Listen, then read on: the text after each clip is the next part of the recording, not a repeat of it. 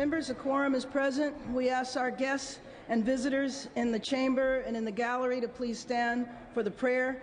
We ask the Assembly Chaplain, Father Papadimos, to lead us in the morning's prayer. Good morning. Let us pray. Lord, we thank you for this day, for the ability to see and hear and speak this morning. We ask for forgiveness and that you keep us safe from all danger and harm. And when we are pushed beyond our limits, Lord, grant that we may give our best response, filled with faith in our heart and love for those around us. You alone are our God, and you perform wonders. Amen. Members and guests, please remain standing. I asked Assemblymember Hill to lead us in the flag salute. Pledge allegiance to the flag of the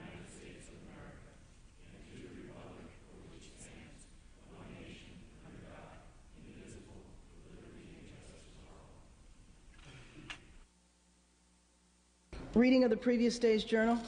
Assembly Chamber, Sacramento, Monday, January 11, 2010. Mr. Tirico moves and Mr. Blakesley seconds that the reading of the previous day's journal be dispensed with. Presentation of petitions, there are none. Introduction and references of bills will be deferred. Reports of committees will be deemed read and amendments deemed adopted. Messages from the governor, there are none. Messages from the Senate, there are none. Moving to motions and resolutions.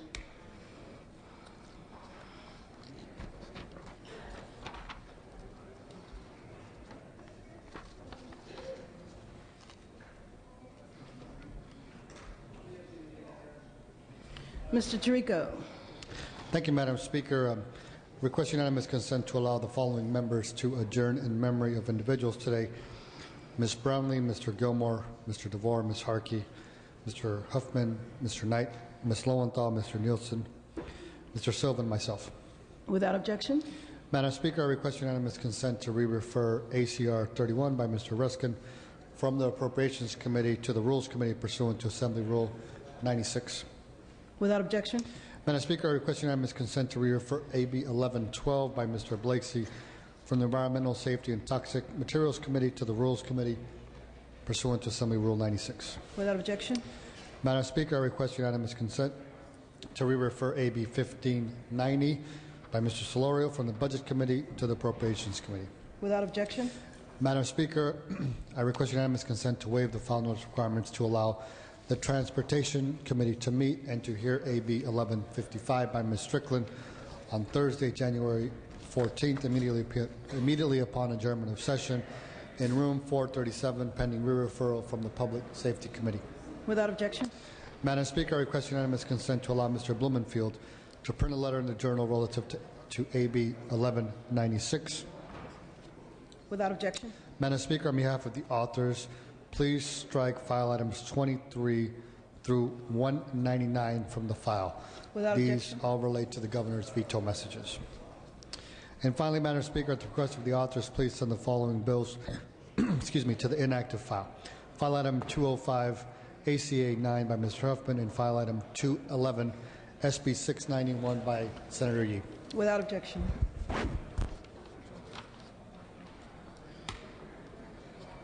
Members will move to business on the daily file, a second reading. Clerk will read. Assembly Bill 535 with amendments, 1556 with amendments, 1586, 1532, 656 with amendments, Assembly Joint Resolution 26 with amendments, AB 1254 with amendments, 139 with amendments, 419 with amendments, 1204 with amendments, 133, 987, 1399, and AB Assembly Bill 1451.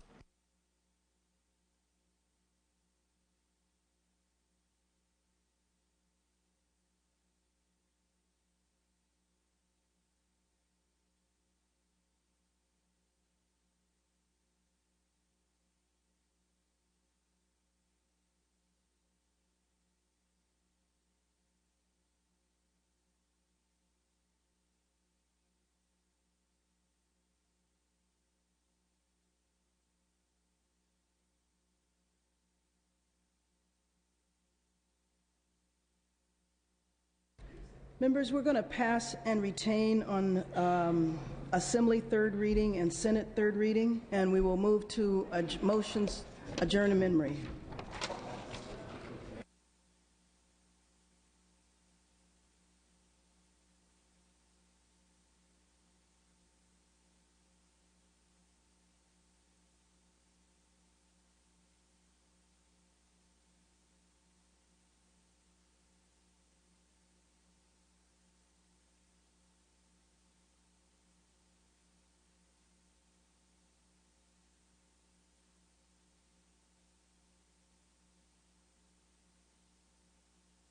Members, we're going to move to adjourn in memories. Assemblymember Lowenthal. Thank you, Madam Speaker. As a former Navy town, the city of Long Beach has had no shortage of admirals. But on Tuesday, January 5th, the city lost its very favorite admiral, retired Rear Admiral John Higginson. John was born in East St. Louis and was commissioned in the Navy in 1956 as an aviator in command positions. He was later transferred to a ship and participated in 5 Apollo recovery missions. In 1986, after 30 years of service in the Navy, he was transferred to Long Beach to conduct community outreach on behalf of the Navy. He became the face of the Navy to many community organizations he interfaced with. He became president of the Chamber of Commerce, spent 15 years as president of the American Gold Star Manor, a nonprofit corporation that provides affordable housing for Gold Star mothers and veterans. In 1992, Admiral Higginson was named Man of the Year in Long Beach, and in 1993, both he and his wife received the Humanitarian Award by the California Conference for Equality and Justice. Admiral Higginson is survived by his wife, Nancy, his sons, Robert, Mark, Patrick, and Paul, and 7 grandchildren. The city of Long Beach has lost its beloved admiral, and I join them in saluting Rear Admiral John Higginson. I have another adjournment, Madam Speaker and members. I ask today that we adjourn in memory of a real pillar of Long Beach's Cambodian community, Mr. Men Rim, who died January 9th, surrounded by his loving family at age 74. You know, there's an old witticism about World War II that says, we beat the Nazis because we had better tanks and better ships. And in Dwight Eisenhower, we even had better Germans. When it comes to Cambodia, we had Men Rim. As the Khmer Rouge tried to blot out Kampuchean culture in Cambodia, Men Rim was here, fostering, imbuing, even enriching the culture here. In addition to his powerful role as an elder in the best sense of that word, he served as community outreach worker for the Southeast Asian Health Project. In an interview with the Los Angeles Times some years ago, he told of the tearful reunion with his children, who he said looked like little skeletons when they arrived in this country.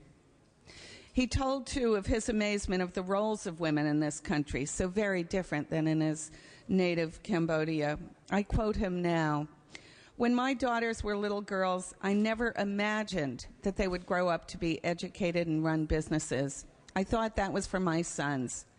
But my thinking changed as I saw women here go to school and have good jobs.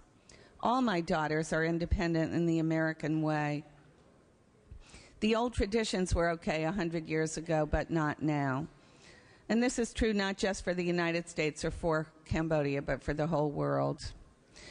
The truth is, Men Rim had always been a modernizer. Trained as a young man in Phnom Penh to be a monk, he renounced the monkhood at age 26, as his family says, to live a normal life. He joined the Teachers Reform Movement in 1968 and sought to modernize the government. He served as a translator in the U.S. Embassy. In the early 70s, he came to this country to improve his English language skills, but by the time his training was done, there was no way back. Cambodia had plunged into civil war, and the rise of the Khmer Rouge had begun, and we all remember those stories of horror about the killing fields.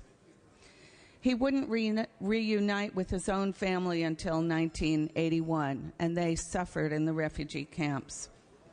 Since then, he has not only raised a wonderful family, but has become a real leader for both continuity and change in my city, in Long Beach. I'm very proud and very grateful to have known him and to have called him my friend. Thank you, members. Assemblymember Brownlee. Thank you, Madam Speaker. Members, I rise to adjourn in the memory of Ken Genzer, the three-term mayor of Santa Monica and fourth-generation Santa Monica resident.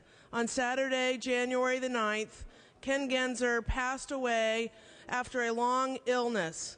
Ken served on the City Council for over 20 years. He built a reputation as a tireless champion for creating the highest quality of life possible for Santa Monica residents, leading on issues ranging from affordable housing and tenant protection, land use and zoning policies, to environmental quality, workers' rights, parks, public safety, and funding for schools.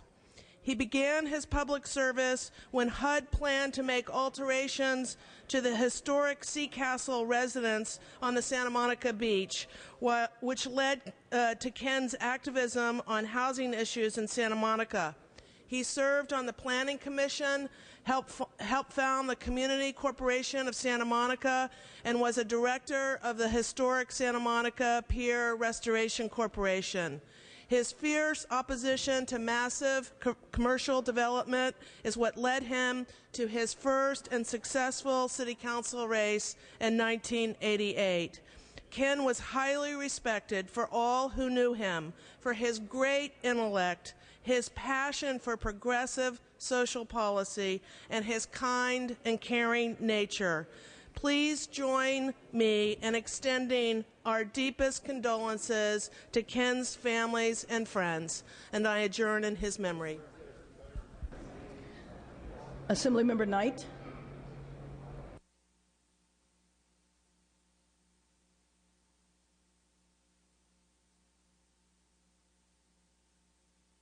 Thank you, Madam Speaker. I'd like to adjourn in memory today of a friend that we lost Monday night. Will Smith was Senator Runner's chief of staff. I think anyone who ever met Will understood what kind of person he was.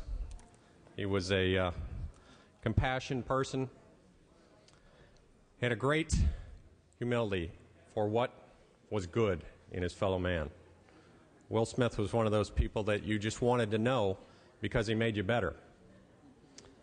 Will fell during a basketball game, was something he was very passionate about on Monday night, and never regained consciousness. There was people there to perform CPR, and it just wasn't to be that Will was going to come back to us. Let me tell you a couple stories about Will and tell you what kind of person he was. I met Will many years ago when my father was up here, and he was working for the Runner clan. He was very close to George and Sharon Runner. He was the chief of staff for George for about 12 years. He was chief of staff for Sharon for 2 years while George was out of office. I think that when George took Will back, it was probably scratching and clawing from Sharon because she wanted to keep him. But at any rate, George won over, and Will got back to being chief of staff of George Runner's office, and so it went on. But I had several conversations with Will over the years, and a couple I remember when I started to run for this office, I came up and I spoke to Will, and I said, you know, I'm going to run for assembly, and I need a little bit of advice of what's going on, what's the job, what are the duties, and you've been here a long time, and let me just understand what's going on. Will sat down with me, and he talked to me for half an hour, 45 minutes about what happens up here in Sacramento, what happens in the assembly. And he treated me like I was the most important person at that time. That's very rare. It's very rare. Not many people do that. Everyone goes into a meeting with 100 people, and they see people, and they talk to them, and the eyes wander, and they're looking for somebody else to talk to. Will never did that. If there was one person in the room or if there were 100 people in the room, when he was talking to you, you were the most important person. That's something we can all learn from. Will was a very good family man. He had 4 children, and he and his wife were in the process of adopting a 2-year-old from the Philippines. Will was just that kind of person. He wanted to do more. He wanted to help. He wanted to be a better person. When he was around his children, you knew that. That was his passion. But when I talk about Will and when I go back to my community, I tell people we owe him a debt. Will worked for the 36th Assembly District, for the 17th Senate District for the last 14 years. And what he has done for us is immeasurable. So I say when someone like that, when we lose someone like Will Smith, we lose a little bit. Everyone does. This institution lost. Will Smith was something that is such an asset that we are all going to feel this. Now, we can all take solace that Will had a tremendous faith, and people of tremendous faith know that this is not where you want to be, that when we move on, that is our eternity. So that's where Will Smith is, and that's our solace, that Will is in a better place. And so I ask you today to join with his family, to join with the Runner staff, and when you see Senator Runner around the hallway, give him that hug, give him that handshake, and look him in the eyes and know that Will Smith changed our life and that we are all sad by what happened. So I would like us all to adjourn in memory today of Mr. Will Smith. Mr. Nielsen. Madam Speaker, very briefly, Assemblyman Knight covered most of it, but I must say, knowing Will, he was one of this institution. Democrat, Republican staff, Democrat, Republican members knew and respected the man. What I would speak to is he is a testimony of what this institution can be, an individual who endures for a very long time around here, endures because of his credibility, because he can be trusted, because he is friendly, and because he respects the institution, and Will did. And that was a nonpartisan kind of respect. The untimely passing gives you some trepidation. It gave me, because I had a heart attack about 8 years ago after playing basketball with my sons. And it does make you realize how fragile human life is. But your comfort is knowing that there is a forevermore, and he was a man of faith, and that comforts. But for all of us, it's another encouragement to fill your days, ladies and gentlemen. Live every moment as best you can, as Will did. Mr. Nielsen, did you have an adjourn in memory? Another one? Thank you, Madam Speaker. I'd like to request an adjournment in memory of Gertrude. Gert was her name, de Freitas. Gert was born in Maryland, came to California, having graduated from nursing school, met her husband, established a wonderful life. Clarence raised 6 children, including her daughter Lil and her son-in-law Clay Parker, who is the very esteemed and respected sheriff of Tehama County. She worked for over 30 years at St. Elizabeth Hospital in Red Bluff and was the epitome of the community citizen, ever and always giving. I respectfully request we adjourn in her honor, and that will bring great comfort to her family. Mr. Silva? Thank you, Madam Speaker. It is with sadness that I have 2 adjournments and people that have held public office. I feel very close to them. I feel a great loss. The first one is Harriet Weeder. She passed away Monday at the age of 89. She had a heart attack. She began her political career as an assistant to L.A. Mayor Sam Yorty. She served on the city council in the city of Huntington Beach and also as a mayor. She was the first woman elected to the Orange County Board of Supervisors, where she served for 16 years. Harriet and I didn't always agree, but she had a very big heart, and she really felt that government should provide safety net for all the citizens.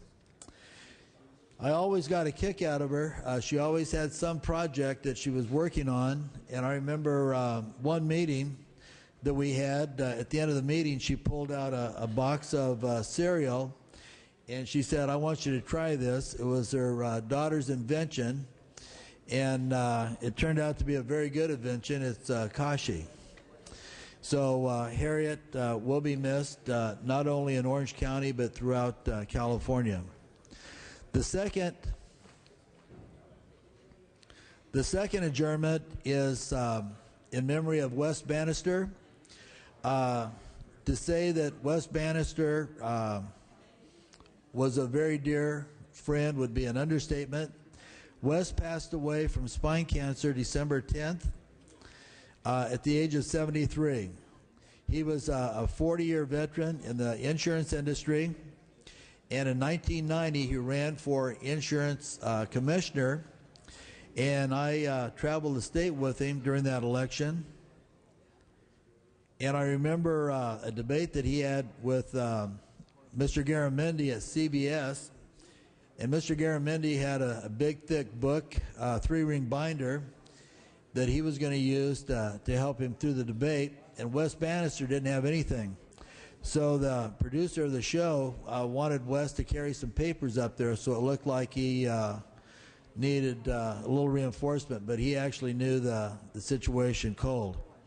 He served 4 years as mayor of Huntington Beach, and we were often times accused of voting alike, which that really wasn't the case.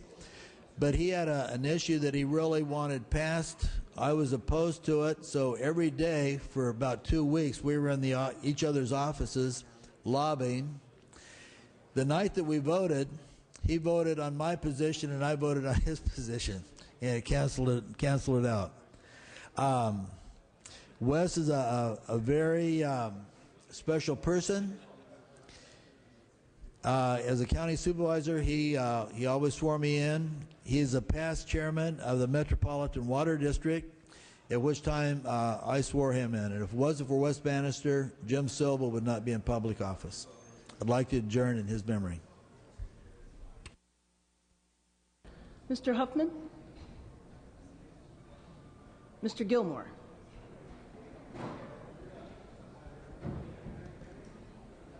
No?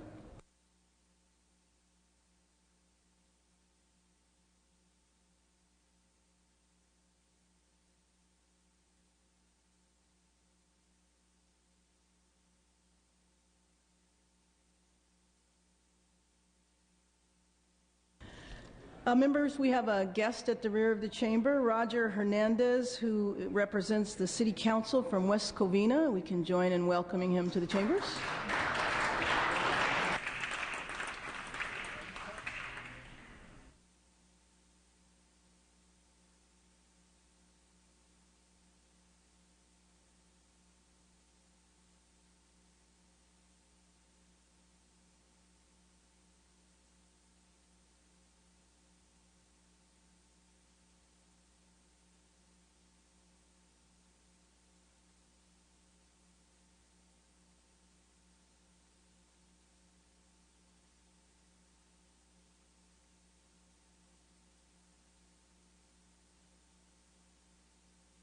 Mr. Fuhr.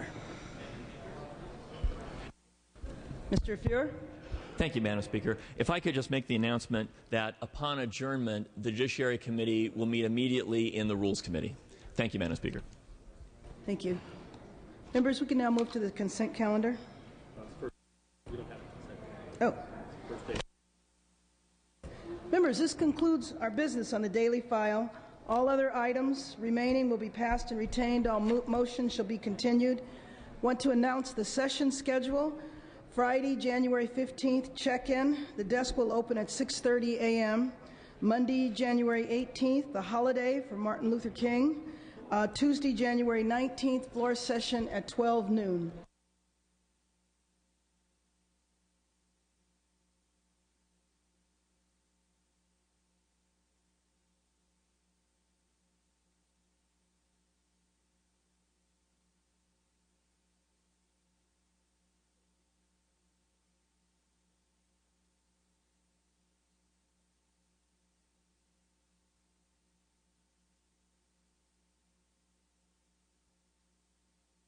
Mr. Tirico.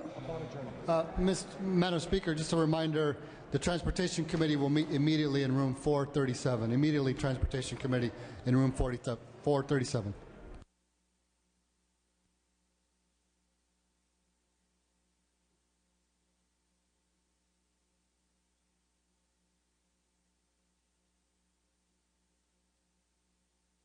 I'm ready to entertain a motion to adjourn. Mr. Tirico moves. Mr. Blakesley seconds.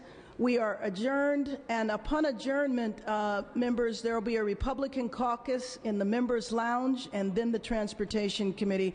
Republican caucus in the members' lounge. We are adjourned. Quorum call is lifted.